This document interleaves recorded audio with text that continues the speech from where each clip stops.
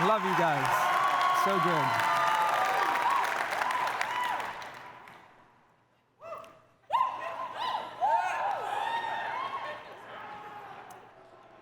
You know, Pope Benedict XVI, in his inaugural encyclical, and perhaps his most famous words of all of his pontificate, he said that authentic Christianity is the result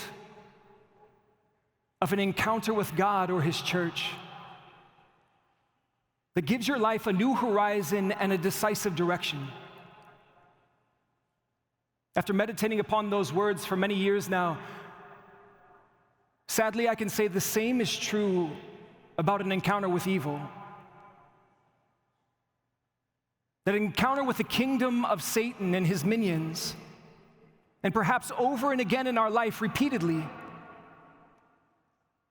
can also give our life a new horizon and a decisive direction.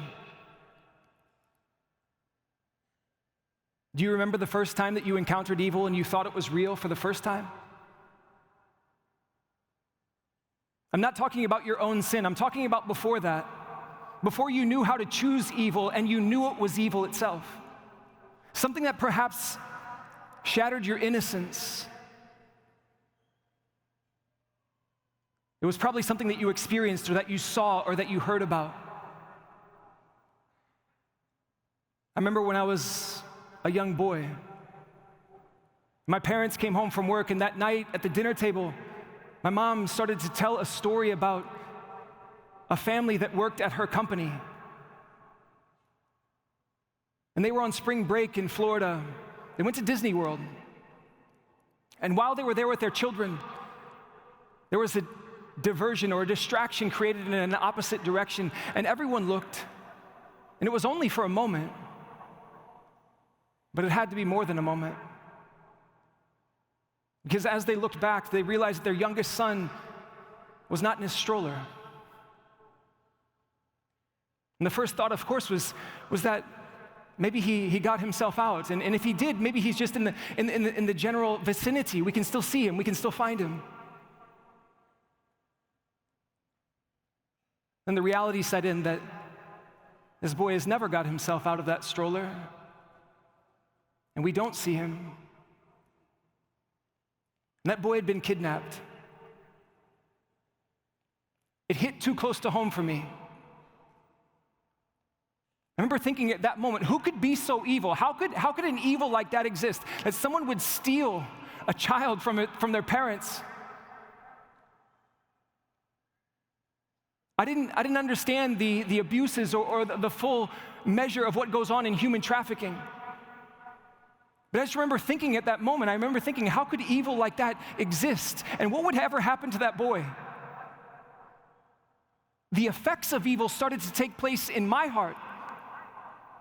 I recognized at that moment that I grew fearful. Fear was reigning in my heart, and I thought, how would he ever get out of this? How would he ever know security? How would he ever know who he was or his own identity? How would he ever find his way back home, or would he? How could someone spend their life living in fear? How could someone live so helplessly? And I remember thinking in that moment, I never want to be that boy. I fear ever becoming that boy. I think Father John Riccardo would give words to this, and he's taught us that type of captivity is the image of sin in our world. That someone's so helpless that it's going to take an encounter from the kingdom of God crashing into the kingdom of evil. It's going to take an encounter for that sin to be liberated from your life.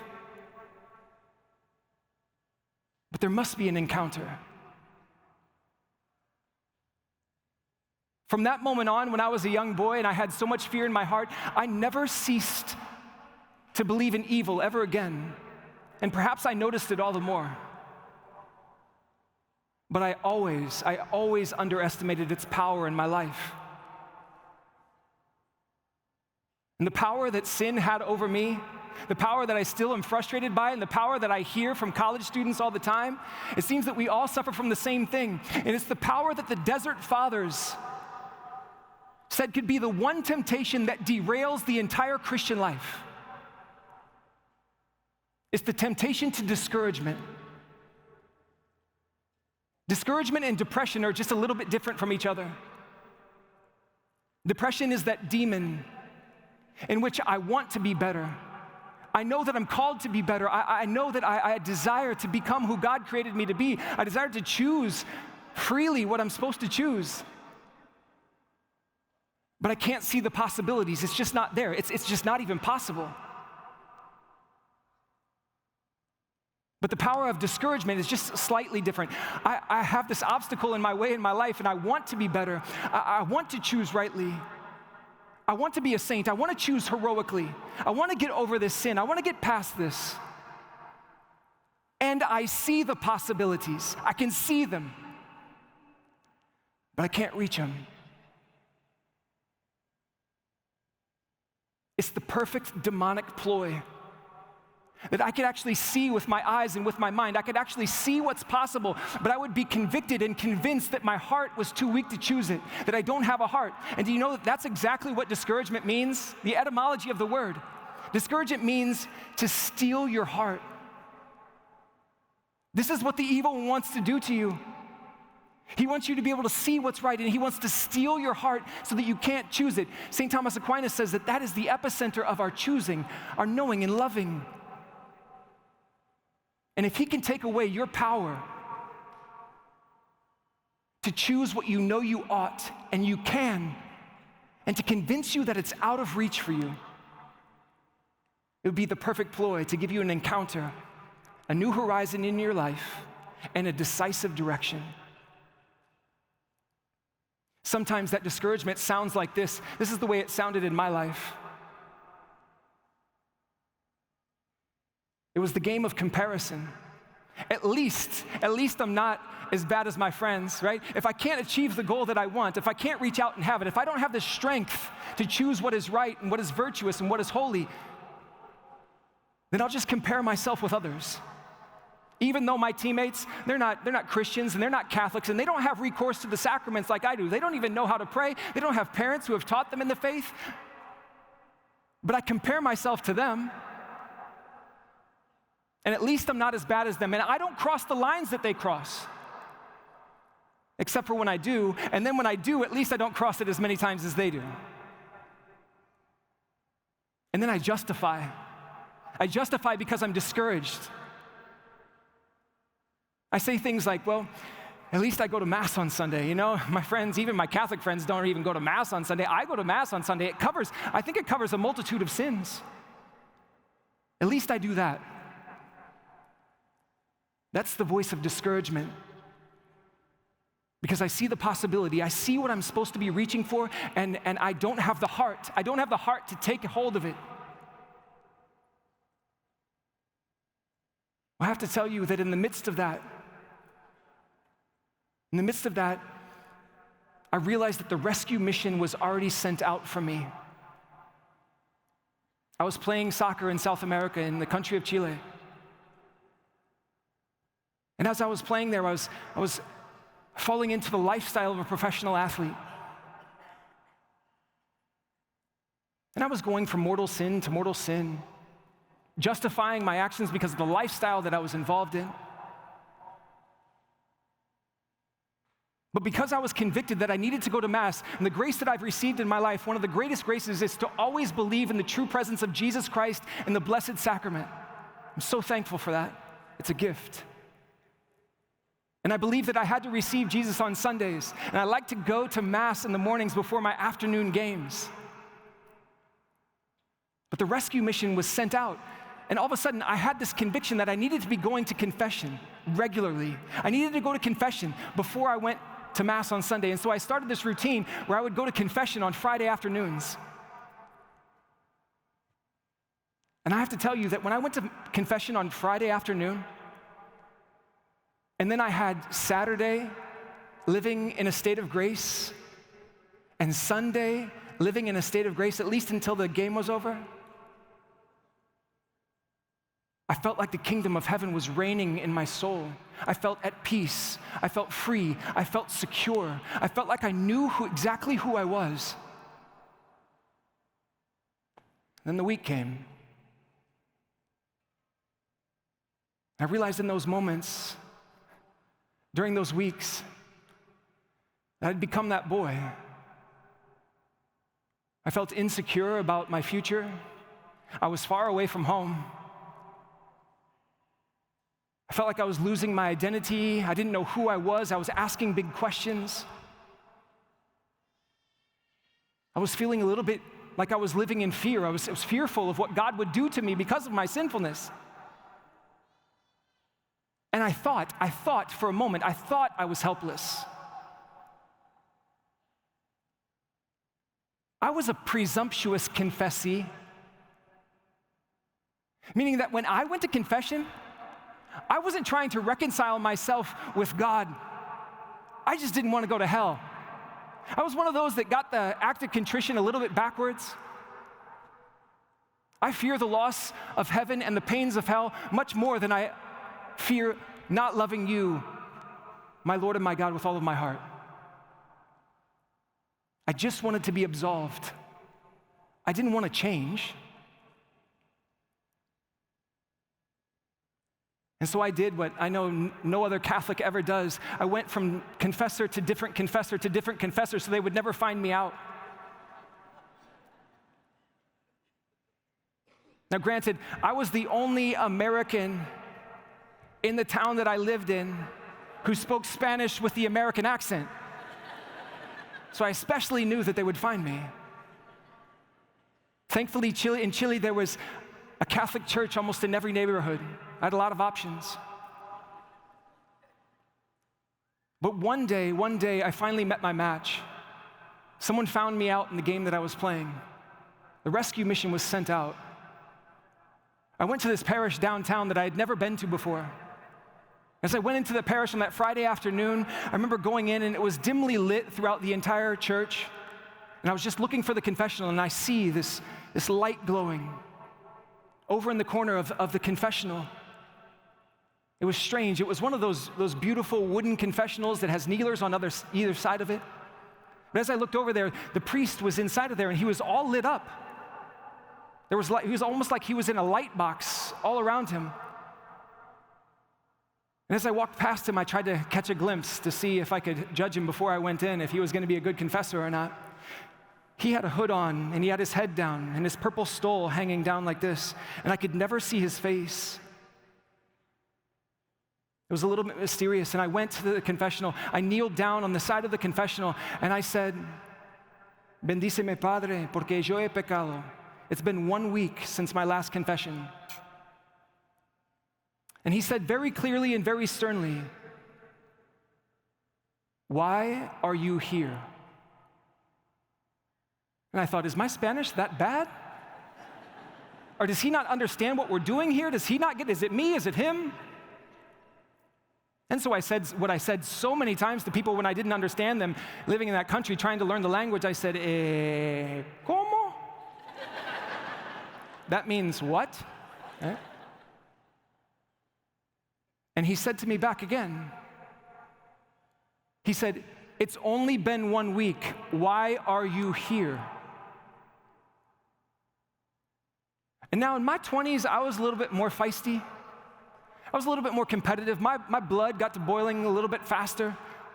I realized at that moment that he was frustrated with me. He was frustrated that I was in his confessional. And so I got frustrated back. I was frustrated the way that he talked to me.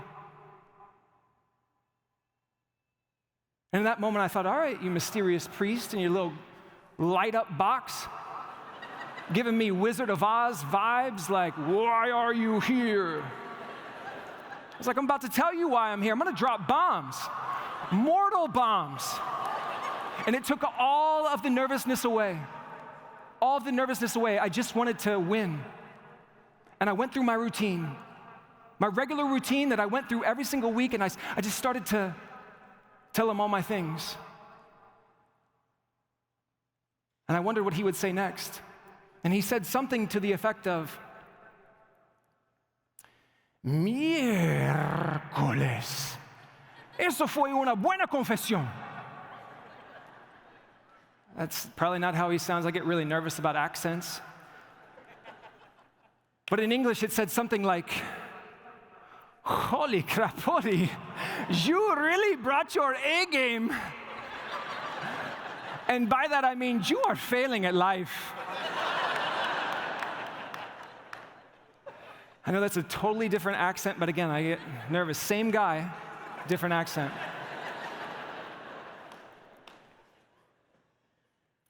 And after that, he didn't say much more except for he gave me my penance, and he gave me absolution, which is the only thing I came for. And as I was about to get up, he spoke again. And he said, Hijo, how old are you? And I said, Padre, I'm 24 years old. And he said very clearly and in the same voice and very sternly, he said, you're too old for this. Do not come back to our church until you are ready to be serious about your faith.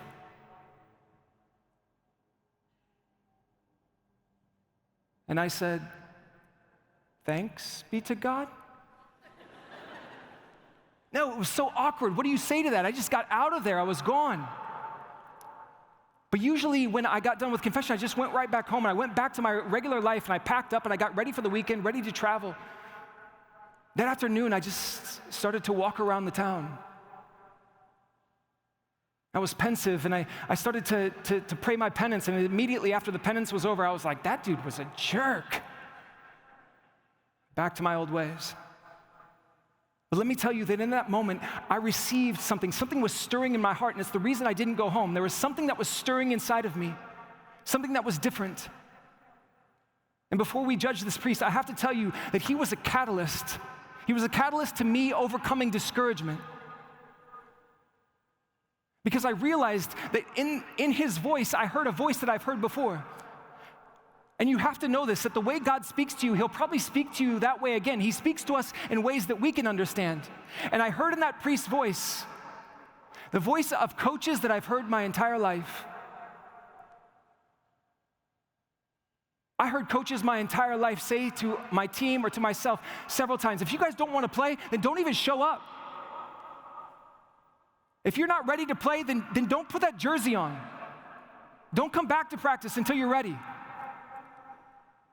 I heard my college coach when I was at Clemson University playing soccer.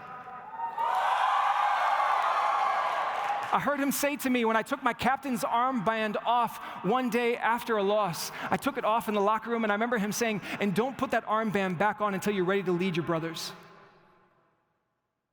But you know what I heard in these voices? I heard these voices, my coaches, they were basically saying, we believe in you and you are not living up to what you can. There is so much more inside of you and you're not taking advantage of it. You're missing the opportunity. At that moment, I realized this priest saw a young man whose heart was soft or whose heart had already been stolen. He was unwilling to change his ways, didn't want to be reconciled with God. I heard a priest that believed in me. He believed in me.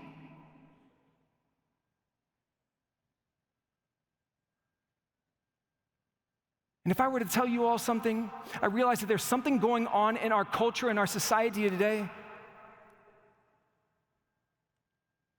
That there is a tyranny of an entitlement that is often called the victim mentality. And it's seeping into our spiritual lives. Why is it that we get upset about the victim mentality? Because we realize that there are real victims, true victims. But there's possibilities to leave that. There's possibilities for healing. There's possibility for new opportunity. And we get upset that they can't see it. They won't choose it for themselves. And we want it more for them than they want it for themselves. They're discouraged.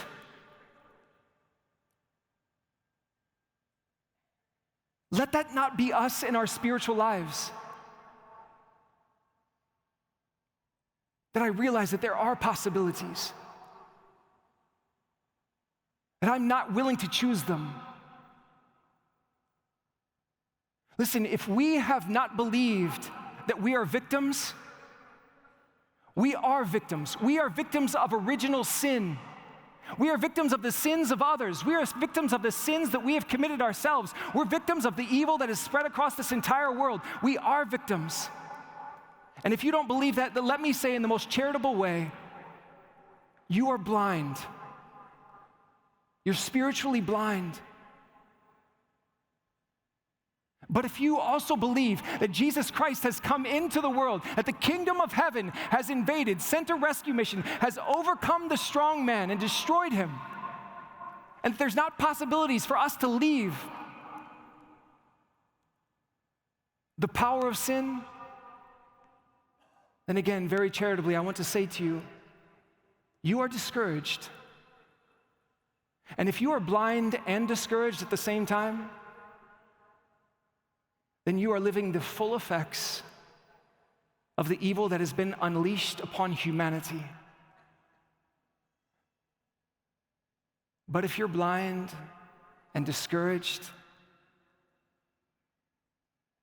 and tonight you're refusing to be a victim, that you realize that there are options and you want out, and you are inviting an encounter in your life, that you're inviting to be shaken tonight or this week, and you hear that voice in your head, you've heard it for the last day and a half, that voice that says, what are you doing here? Why are you here? You think that you're going to be healed amongst 16,000 people, that God would choose you? You think that he cares about you that much? You're not as holy as even 10% of the people that are in here. Do you think that God cares about you that much? You see all the things in your life, but you're unable to choose them anyway. If you hear that voice in your mind, I want you to take heart. I want you to say to that voice, in the name of Jesus Christ, I put sin on notice tonight. I am no longer a victim. I have a solution. I am ready for an encounter. I am ready to be shaken, no matter what it takes. I realize that the kingdom of heaven is at hand. The encounter will happen here. The rescue mission has already been deployed, and it was deployed before you ever got here. Jesus says to you, take heart, take your heart back. The kingdom of heaven is at hand, and tomorrow you will see, because he is coming. He's coming soon.